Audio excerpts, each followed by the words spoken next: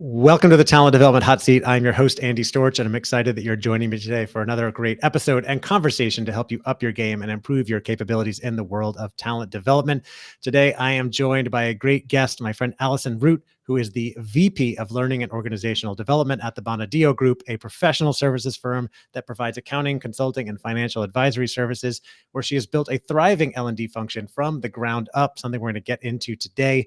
With a master's in human resources development, Allyson is passionate about tying learning outcomes to performance results and has implemented innovative approaches, including quarterly business reviews with service line leaders and impactful manager and principal development programs, which we'll get into as well. Allyson, welcome to the show. Thank you, Andy. Super happy to be here. I'm happy that you are here, excited to dig into some of these topics with you, including how you've built your L&D team, how you've thought about leadership development there at the Bonadio Group, and including one of the new initiatives that you've put in place, Amplifier, that I want to ask you about. But before we do, I'd love to start with a little bit of background. How did you get into L&D in the first place? Yeah, so I did my undergrad in psychology. So I got my bachelor's in psychology. And then, I feel at the time I had very limited thinking. I'm like, I'm going to be a child psychologist and figure all this out. So ultimately, I ended up working with an executive coach, and she and I did like a series of assessments. And I remember going to Barnes and Noble at the time and getting out all these books on human resource development. So I'm like, this is the field for me. That's where we kind of landed, and that's how I got into learning and development. So then, over my career, I've been in learning and development now for 25 years, and one of the things that I did in the very beginning was get my master's in human resource development. And I think that really solidified my path for me. And it was just a tremendous experience and allowed me to really link learning in the classroom to the real world environment.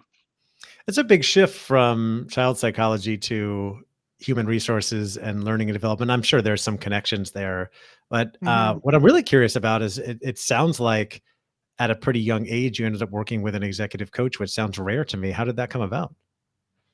So I babysat for her son. Yeah, and she was a coach. And I know at the time, it was so long ago, but That's I'll never amazing. forget it. It was just a real eye-opening experience. So she happened to be an executive coach. She offered to do some assessments for me. One thing led to another, Mm. and here I am 25 years later, and a lot to thank her for my career. Wow. So getting into babysitting absolutely was the launching pad for your career that Yeah. changed everything. Oh, but it's also a great testament to the power of connections and relationships and like just going and doing a great job with whatever you're doing, building relationships with people. And you Yep. never know who's going to open that next door or provide that guidance or mentorship that you need. Absolutely. 100% agree. So, since you have joined the Bonadio Group, which again is a professional services firm, I remember you told me you've grown the L&D team from being a team of one, I think, to 7 Mhm. people and really expanding learning and development in the firm. Wonder if you could tell us a little bit about what that journey has looked like and how you've gone about growing the team and the impact in the organization. Yeah, so 10 years ago, actually, I just celebrated my 10-year anniversary here at the firm. And actually, our CEO just said to me, "Did you ever think you'd be here 10 years later?" I said, "No, honestly, I didn't. But now I'm here and I'm truly invested." Hmm. So I started with the firm as the first learning and organizational development director at the time. And I don't think they knew what they were going to do with me. I think they recognized a need for learning. I was in HR at the time, but it was like, what do we need to do? Because in professional services, in an accounting firm, uh, learning is not a nice to have, it's a must have. So, Hmm. but over the years, I've realized that a lot of accounting firms do not have an internal learning and development function. So the Hmm. fact that we do and have over 400 courses now that we roll out annually is a true benefit to the firm, and a huge opportunity for individuals across the firm to really leverage learning internally and not have to go external for it. So in any event, so we started, 10 years ago, and since then, continued to grow and prove our worth and really develop those relationships. I think that was the one thing that I did getting right out of the gate. Was it wasn't like, what learning programs do we need, but it was like, how do I build um, this powerhouse of learning at the firm? And it Mm. really started with the development of the relationships with partners and principals and managers, and talking through, what does learning look like? It's not just people sitting in seats, but it's like, what is the impact of that learning on Hmm. performance? So that's definitely evolved over the years. And now we're a team of 9. That actually, I never thought I'd say that I have someone in the Philippines, that we are like international, truly. Right. So it's been an incredible journey. That's amazing. So I even got it wrong in my intro. I said team of 7. Now you're a team of 9. Well, I think we may have grown since we first spoke. So yeah, I know. Yeah, it was a that's few months ago. That's definitely, right. yeah. How do you think about balancing the need to spend most time, being billable, working with clients versus the importance of taking time for learning and development? Yeah, so I think it goes back to those relationships that we're building and really understanding the needs of the client service teams. That's critical. So I can't be pushing my own learning agenda while client service is saying, no, Mhm. we need to spend our time doing other things. So there's definitely a balance that needs to be struck there, and delicately. So yes, we need to do a certain amount of learning, and that's critical and important to the firm, and important for those that need the CPE for the year. But there's also a need to understand, like, what value can we continue to add to client service without overdoing it from a learning perspective. Yeah, absolutely. And you mentioned the need for CPE. That's continuing education credits, essentially, for those that are Right, not in that continuing space, right? professional education. Yes, Yeah. right. So So I there's think there's a really requirement, especially in accounting, right? That people are investing a certain amount of time in learning on an ongoing basis anyway, right? Yes, yes, yes. They have to have, on average 40 hours a year to be able to meet, the basic requirements to keep their license. So, and then there's certain nuances above and beyond that, depending on the field that you're in and the work that you're doing. Right. When So, I but wrote, yeah, go ahead. I do emphasize with my team, like, I think one of the most important things is this consultative approach to learning. So again, it's not just check the box, these are all the learnings we need to deliver, but let's really check in with our customer, who is our internal client, and be consultative, be an advisor to them, so that we're supporting them and they feel that support. Yeah, that's a really important one for a lot of people in learning and development, talent development, and I've heard this from many, we'll say, more experienced, wiser talent development professionals, that learning the lesson to move from, that order taker trainer to being more strategic, more consultative. And it sounds like for you, it really started with coming in and building relationships instead of just saying, I'm going to wait for orders, or I'm going to just create training. How did you approach building those strategic relationships, especially as someone new to the firm in a role that many were probably not familiar with at the time? Yeah, reaching out, just making the connections, and establishing rapport, and talking to people, having meetings, getting to know who they are fundamentally, and over time. And that's what I encourage my team to do. Don't send emails, pick up the phone, make the connection. Like, it's really important to build those, Mm. relationships over time, because they will help to move us in our own initiatives forward. Yeah, and I would imagine part of that, in doing that, you really get to know what people are, what they're working on, what the objectives are for the firm and for the different groups. And I remember when we talked the first time, you mentioned that you've been big on tying performance to learning objectives. I wonder if you can talk more about your approach there and how that influences how you put learning programs together. Yeah. So I think one of the pivotal moments in my career was, and I know you've had him on the podcast before, is when I read the book by Dr. Keith Keating on the trusted learning advisor. And he talks a lot in that book about tying performance to Mhm. learning, and that, again, learning isn't just checking the box, it's so much more than that, and building those relationships, and really identifying what the needs are for the individuals that you're working with. So we really focus on what are the performance outcomes or expectations that they have, in client service teams, and then how can learning help to fill any gaps that exist. And it's not always learning, it's not always sitting through learning, but looking broader at just development activities in general. Picking up a book, reading a blog, Mhm. going to a conference, networking with individuals, um, presenting back to your team on things that you've learned at a conference or what you've learned in a book. Those are critical learning opportunities that we tap into that help kind of fill that gap between learning and performance. Yeah, absolutely. And yeah, good call out on Dr. Keith Keating. We have had him on the podcast 3 times. If those not familiar with his book, Trusted Learning Advisor, check that out. He was on episode number 452. We talked about that book, which came out in December of 2023. And then we had him on more recently, episode 588, which came out in September 2025, talking about his new book, Uncovering Mm-hmm. Hidden Value in Learning and Development. The book is called Hidden Value, and just so much gold in there about Yes. moving from that order taker to more strategic learning advisor, like you said. And it sounds like you've taken a lot of it to heart. I remember when we talked before, you also mentioned implementing quarterly business reviews with service line leaders. I would imagine this factors into that as well. Yes, we do quarterly business reviews now. We actually, so I have my team read his book before, Mm. well, when they're hired into the firm. So everyone is on the same page about, just being this trusted learning advisor. It's actually become part of our vocabulary. We talk about it daily. We just Hmm. use the acronym TLA. We all know what it means. Yeah. And these quarterly business reviews, he did training for my team over the course of 2 days earlier this year. And that was one of the outcomes of the training that he did. We had probably 2 pages of initiatives that we wanted to start after that learning that we went through with him. And I think that was one of the key takeaways, that those connection points, and again, delivering more on how did learning impact you as a service line leader? How did it impact your service line? Not just here's the number of trainings that we did, here's the number of people that attended, but how did we shift performance? How did things change from staff to senior to manager for those individuals sitting in those seats? And I continue to say to my team too, if we as individuals are not growing, the firm is not growing. So I encourage that learning from the day they step in the door at Bonadio.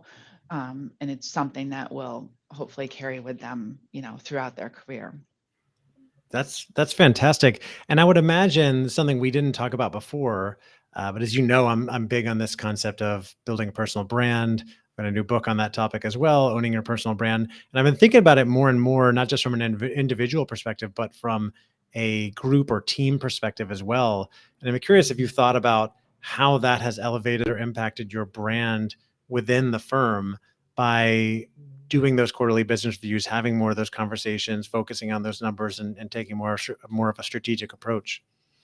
Yeah. So each quarter we sit down with a service line leader. We have, a presentation that we go through in terms of what the expectation was at the beginning of the quarter, and then kind of ultimately where we landed. So we go over, the curriculum, the performance, any gaps and risks that may exist. We get learner feedback. I think another thing that came out of our conversations with Dr. Keith was the voice of the learner. Like, that's so important, just knowing, Mhm. like, getting insight from them as to their entire learning experience. We're able to then like prioritize skills, build a greater pipeline of like what are their needs, what do they truly need to accomplish in the upcoming quarter, and get their recommendations. So I think that increases the level of engagement that we have overall between learning and the service line, and ultimately being able to deliver a higher level of learning based on that. And we're not just then reacting, and we're really being proactive in our approach. Yeah, very interesting. You mentioned earlier something like 400 courses available. So I'm curious what the Mhm. learning landscape looks like now at the Bonadio Group. What are some of those courses? What are the bigger programs that you have in place? And maybe we can dive deeper into a couple of them. But I'm sure a lot of people would be curious about, okay, what type of programs are you putting in place? How are you providing learning to this diverse group of professional services consultants and accountants? Yeah, so we work very closely with the service lines as we roll out annual curriculum. Our process is pretty cyclical, so we put out an annual learning calendar every May, and that includes our core curriculum by service line. So a lot of that is technical-based learning. And then we work very closely with subject matter experts within those service lines to develop the content. So over the years, we've gotten better at that. So we kind of originally, when we're first starting out, it was very much like the instructor who was also doing client work was taking their time to develop the learning along with trying to build their hours. And so now we've gotten to the point where we have a instructional design and development specialist on staff, and she works very closely with those service lines to develop the curriculum and working with the subject matter experts, the instructors, and developing outlines, and then she kind of runs and develops the curriculum. Hmm. We also have built a leadership development framework. So starting at the manager level and then moving from principal to partner, there's a whole kind of transition planning, if you will, through those different phases of your career and different capabilities and competencies that are required at each of those transitional periods that we then create programs to help support. So there's a mix of technical, professional development, and leadership. And leadership training is very important to the firm. And learning is really, we actually put out a 5-year strategic plan. I think we're in our second year of it now. Learning is embedded throughout the entire strategic plan. It's not just a small part of it. It's part of each of our 4 cornerstones, which are excellence, growth, people experience, and client experience. Each one of those cornerstones touches learning, or learning touches them. Let's talk about leadership development because regardless of industry, every company and firm I talk to is investing in some version of a leadership development program, recognizing that Mhm. it's one of the most critical things you can do. What is the approach to leadership development? You mentioned milestone or transition programs. I know you recently put a manager principal program together Mhm. and heard you had a really great opening keynote speaker for that event as well. So I'd love to hear more about that. But what's been the approach to leadership and especially putting these transition programs together? Yeah, so thank you, Andy. Andy did a fabulous keynote at our principal and manager development program on his own book, and very impactful to their owning their own career. And that really kicked off, a day and a half of learning focused on different topics from, crucial influence and conversations that you need to have at these kind of transition points, different performance management and kind of HR related topics that are more tactical in nature, but very critical that you understand the processes and procedures that you're now responsible for as a manager or principal. We get into like building psychological safety and trust within teams, managing through difficult conversations, leading versus managing. We do panel discussions with managers that have already been a year in the role, as well as principals, so that the participants at the program have an opportunity to ask them questions about, what are some of the challenges that they faced? What advice do they have for these new managers and principals coming into the role to set them up for success? So this program has definitely been, it's our second year. It's definitely been an evolution. This year, we're adding a peer graduate network. So after they have a few months on the job, we're gonna get them back together in small groups that will be facilitated informally, but so that Mhm. there's some structure around them, and to talk about what are you facing on the job now? What are challenges that are coming up?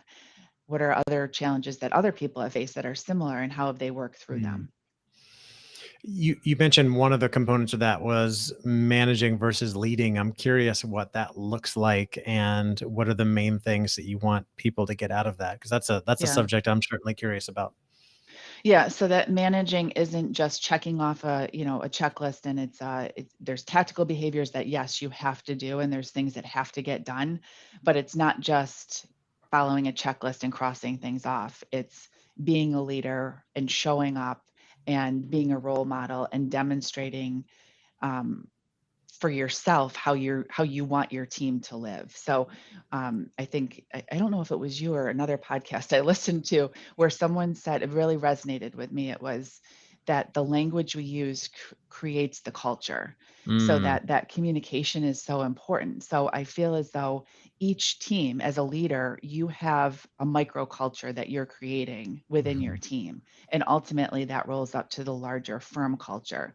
So what kind of culture do you want to create within your team? Are you just checking the boxes and getting by? And you're going to have people leave. They will not stick around for just to just support a manager doing tasks, but a leader that Mm. shows up in full capacity, ready to support the team and fully engage is so critical. So I don't know if you can pinpoint one specific thing that a manager does versus a leader. It's a behavior. Yeah, I agree completely. I think about my own philosophy about leadership is that it's about enabling and empowering others to succeed both in their job today and in their career long term. And Hmm. whereas a manager is managing projects and making sure the team is getting work done, a leader is truly thinking about the future and how can I help this person succeed even long term, even if they're going to leave the team, which they're going to at some point anyway. Knowing that it's going to be best for everybody if we support that. Yeah, I think it's really important for them to, as leaders, and myself as a leader, to be like, what type of environment do I want to create? And I want to create Mm. one where I want people to show up. I want them to feel like they can be themselves, be authentic, have that level of psychological safety, and really want to be part of something bigger than who they are. This is, you're creating an experience for them when you're a leader. Yeah. On that note of leadership and culture, one of the things I wrote down from the first or last time we talked was the idea of creating this culture of coaching, which Hmm. I know many of us strive for in organizations. It's not always easy to do. Some might even argue in professional services is even harder because it's just all about client and project work. So, how do you approach that and create this culture of coaching at the Bonadio Group? Yeah, so this was something else that was very much a part of our strategic plan. So how do we really develop our leaders? And one of the initiatives that we had and started last year was a program called Coaching for Impact. And we started with our 27 senior leaders.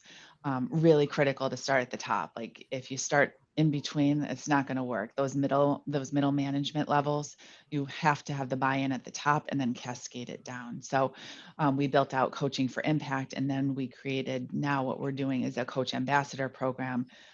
We turned those Coaching for Impact participants into ideally coach ambassadors who are kind of running this pilot that we're doing. They're our internal champions. And so we're piloting this partner coaching program right now, and including peer coaching circles, really tactical tools for them to use in their coaching practice, so that they understand the coaching model and how to apply it and work effectively with individuals that they're coaching. So they have kind of this toolbox of coaching um, skills, if you will. So practical tools. They have Mm, coaching moments that they explore during the program. Again, the internal champions piece and really embedding coaching into everyday conversations. So it's not like, oh, I got to do coaching. It's just a natural way of how you lead and show up. mm, And I can give you an example. Like I've started changing. I actually went through a coaching certification program early this year, and now I'm just waiting to take my sit for the exam through to get my ACC accreditation through ICF. Um, but through that journey, I started changing the language that I was using with my own team. And when they come to me with an issue or problem or something that was on their mind, instead of providing a solution, I would say, what is your recommendation? mm. And it gets them to kind of go internal and think about, how would I approach this? And 9 out of 10 times, Andy, I feel like they have the answer. And then Yeah, it's very empowering yeah, because then they're like, oh, well, here I am. This is what I'm going to do. I'm like, good, run with that. And if it fails, it fails, but yeah. they're empowered to do that. And then I'm helping them to grow to the next level versus just telling them what to do. Right. And it frees you up because as they are more empowered Yeah. to make decisions, Yeah. they don't feel Right. like they have to involve you in every single thing. And then there's more that you can do as well. Yes, absolutely. It's amazing. So I love this idea of creating this culture of coaching. what you're doing with leadership development. Like I said, so many companies and firms investing in this. I know you've built up this team now, so I would imagine that a lot of what you're doing, you're creating internally. Is there a Mhm. mix where you're working with outside providers? I know you brought me in to speak at the manager program, or is most of what you're doing being created and run from internal staff? It's about 90-10, so 90% internal, 10% Okay. external. We definitely leverage outside resources and support, and I completely appreciate and respect the partners that we work with. It's incredible, um, the outside resources that we have. But for the most part, it's, like I said, getting certified or getting my, going through the coaching certification program. I think I've gotten to this point in my career too, where I'm like, I'm going to continue to find those resources myself instead of like, oh, I'll get a vendor to do this. Like, I Mm, want to create that kind of ecosystem within our firm to like support coaching. And then as we continue to build that out more, everyone becomes empowered to do more with the skills that they've developed, especially through coaching. So, right. Awesome. So yeah, building a lot of it internally, using skills or going out and getting skills, and then obviously the 10% every now and then bringing in thought leaders or experts to complement the work that you're doing. yes, yes, absolutely. But there's another program too with our leadership development, Future Leaders Academy. It's for high potential principals that may be on the path to partnership. It's not a guarantee of a partnership, but it is a program that we started 5 years ago that really helps. It's a 3-year rotating program, really helps them to prepare for what is to come as a partner versus getting to partner and just being like, good luck, because that's how it was. Yeah. So now there's critical skills that are being developed in year 1, year 2, and year 3 of this program. And new people cycle in each year as other people graduate, and most of them become partner. So it's really become a highly sought after internally developed program. It's actually instructed by members of our executive committee. Hmm. So there is very much support and buy-in from the top. There are also sponsors for every individual in the program. And typically we have about 30 people going through the program at any given Okay. time. And how do you think about measuring the impact of a program like that? You know what I love? I love just getting the anecdotal, like Yeah. the conversations as I'm building those relationships out over the years and hearing Yeah. like Future Leaders Academy was the most pivotal moment in my career. Or Mm. someone just said to me the other day, I wish I could go back and be part of Future Leaders Academy again. Wow. So, but and then hearing how they're utilizing it on the job, the skills that they Mm. learned. We just actually had a firm-wide meeting, and there was a feature of Future Leaders Academy participants that had gone through the program, and they shared their experiences and the outcomes that they had from the program. So, I think the real measurement comes in terms of, like we were saying before, about those leadership behaviors. It's not giving them all the tools and being like, okay, if you do all this, then you're going to be successful. It's really taking the things that you can't necessarily measure or put your finger on that create the culture and the behavior that you want in the leaders that you ultimately put in those positions. You also fri- talk. You also told me you rolled out or piloted a new program recently called Amplifier, and Mhm. we're just starting to dig into some of the results of that. But I thought it was really interesting, something others might want to think about doing. So, can you tell me more about that program? Yeah, so Amplifier kind of crossed my desk and I was blown away. So um, about the possibilities with the platform. So Amplifier is an adaptive learning platform that uses AI. It's really been a big part of the innovation work that we're doing this year. It's designed to address what I call like this unconscious incompetence, and it helps you to reach this level of mastery. Mm, So you go into the platform. It's a self-study platform, and the content will adapt to the learning based on how you answer the question. So, and the ultimate goal is to get you to the end to reach this level of mastery, so that you feel really confident and competent with the material. So we did a pilot earlier this year. We had individuals from all different levels and all service lines. There was almost 100 people in the pilot, mm, and the results were really encouraging. They were very much supportive of the platform. It breaks down and shortens learning time. So without compromising CPE, so the continuing education credits that we receive. So, for example, if there was an hour-long learning session that you were doing on any given topic, and you reached a level of mastery in a half an hour versus the full hour, you freed up in a half an hour of your day to get back to the work that you need to be doing. Mm. You also reached a level of mastery quicker without having to decrease the amount of CPE that you get. So, um, we're Very interesting. continuing to phase in our adoption of that, involving subject matter experts, and figuring out how we build this into our learning ecosystem too, along with other self-study programs and live and virtual programs. And this is something that you've also built internally, or it's done with an outside partner? This is done with an outside partner called Amplifier. Called Amplifier. Okay. Yeah. And it's an AI learning platform, essentially. Correct. So basically, I could take a slide deck from a live presentation we've done, and we want to turn it into self-study. We pop it into Amplifier. It works behind the scenes, creates the content, creates the questions. Then we work closely with the subject matter experts to then, it's not perfect, it's AI. We build from there, and then work out any kinks that exist. Mm. So yeah. It can also leverage it for like conferences. So cut down on the number of conferences people go to. You come home with resources from a conference or a great presentation that you participated in, and we can put those slide decks into Amplifier and create content for a larger group versus just the one or two people who went to that particular learning. Yeah, very interesting. Allyson, as we get closer to wrapping things up here, is there anything else that you are especially proud of, or interesting lessons that you've learned recently in the work you've done that I haven't asked about or we haven't talked about yet?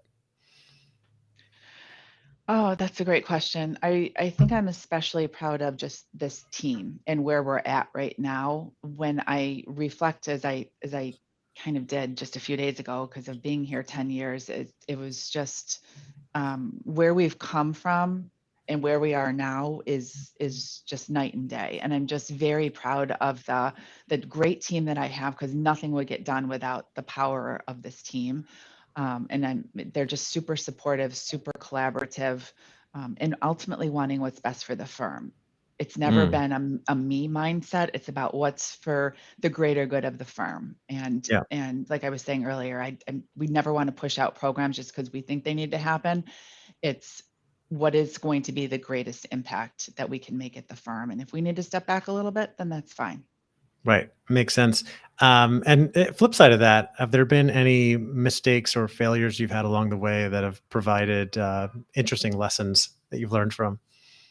Oh, yeah. I mean, a ton. I feel like there's always things. I think if we're not making mistakes, then we're not learning. So I think those mistakes are an important part of our evolution and the learning process.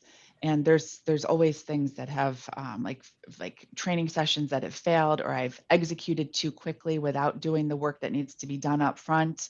Mm. Really assessing needs and making sure that we're meeting the learner where they're at, not where we think they should be. So those have all been great learning opportunities over the years. And I think I've also learned the most from leaders that I've worked with that haven't been their greatest. So how do I want to show up as a leader is typically the opposite of those individuals that Yeah. I've worked with. Right. And we have a fabulous leadership team at Bonadio, and I am so supported in every way. And it's wonderful to feel like we've created this table. That's another thing Dr. Keith says. Mm. You create the table. We've created the learning table, and we're inviting people to Mm. come to it. And that wasn't the case 10 years ago. There Wow. wasn't even a table. Yeah. That's amazing. Allyson, for anybody listening who is looking for ways to grow in their career in learning and development, or maybe they are getting started with a smaller organization or a smaller team, what else, what's a piece of advice you would give with regards to their career, how they're building things? Challenge yourself to think bigger than what's right in front of you. Mm. And be constantly evolving. With the pace of change right now, you have to be on top of your own growth. I know you would support that, Andy. Absolutely. And that's key. Like read as much as you can, absorb as much as you can, and really educate and empower yourself, because that will make you a better human, person, leader, all of that. Allyson, this has been great. Thank you so much for coming on today to share some of your experience and things you've been doing. I'm so grateful that we connected and had a chance to work together, and I look forward to talking with you more in the future. Me as well. Thank you so much, Andy.